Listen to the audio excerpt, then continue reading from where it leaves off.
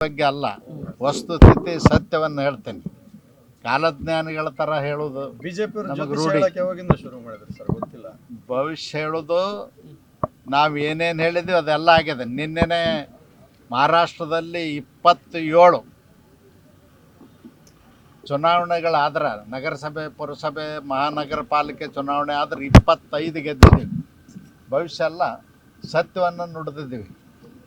ಅದಕ್ಕೆ ನಾನು ಈ ಸಂದರ್ಭದಲ್ಲಿ ಹೇಳಲಿಕ್ಕೆ ಬಯಸ್ತೇನೆ, ಬಳ್ಳಾರಿ ನೆಲದಲ್ಲಿ ಗುಂಡಿನ ದಾಳಿ ಮಾಡಿಸಿ ಅವ್ರ ಶಾಸಕ ಏನು ಅಮಾಯಕರನ್ನು ಕೊಂದಿದ್ದಾನ, ಅದರ ಬಗ್ಗೆ ಸಿದ್ದರಾಮಯ್ಯನವರು ನಿಷ್ಪಕ್ಷಪಾತವಾಗಿ ಭರತ್ ರೆಡ್ಡಿನ ಅರೆಸ್ಟ್ ಮಾಡಬೇಕಾಗಿತ್ತು, ಅವನ ಕೇಸಿನಲ್ಲಿ ತರಬೇಕಾಗಿತ್ತು. ಅದನ್ನು ಬಿಟ್ಟು ದುರಾಡಳಿತ ಮಾಡಿ ಅವನ ಮೇಲೆ ಕೇಸ್ ಹಾಕದೇನೆ ನಿರಪರಾಧಿಗಳು ಯಾರು ಅದಕ್ಕೆ ಕಾರಣೀಭೂತರಲ್ಲ ಅವ್ರ ಬಗ್ಗೆ ಇವತ್ತು ಸಿದ್ದರಾಮಯ್ಯನವರು ಕೇಸ್ ಹಾಕಿಸುವಂಥ ಕೆಲಸ ಮಾಡಿದ್ದಾರೆ.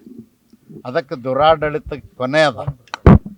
ಮತ್ತು ಬಳ್ಳಾರಿಯಲ್ಲಿ ಇವತ್ತು ನಾವು ಸಮಾವೇಶ ಮಾಡ್ಬೇಕಂದ್ರೆ 50 ಲಕ್ಷ ಡಿಪಾಸಿಟ್ ಇಡಬೇಕಂತ ಹೇಳ್ತಾರೆ.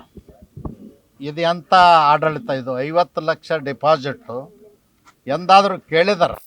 ಸಾರ್ವಜನಿಕ ಸಭೆ ಸಮಾರಂಭಗಳಿಗೆ, ಪ್ರೊಟೆಸ್ಟ್ ಮಾಡ್ತಕ್ಕಂಥ ಸಭೆಗಳಿಗೆ ಯಾವತ್ತೂ ಕೂಡ ಅಡ್ಡಿಪಡಿಸಿಲ್ಲ, ಅಡ್ಡಿಪಡಿಸಲಿಕ್ಕೆ ಸಾಧ್ಯನೂ ಆಗಿಲ್ಲ. ಬ್ರಿಟಿಷರು ಕೂಡ ಬ್ರಿಟಿಷರ ವಿರುದ್ಧ ದುರಾಡಳಿತ ಮಾಡಿದಾಗ ಈ ದೇಶದ ಜನ ರೊಚ್ಚಿಗೆದ್ದು ಅವ್ರನ್ನ ಈ ದೇಶದಿಂದ ಓಡಿಸಿದರು. ಅದೇ ರೀತಿ ಸಿದ್ದರಾಮಯ್ಯನೂ ಓಡಿಸುವಂಥ ಕಾಲ ಹತ್ತಿರ ಬಂತು.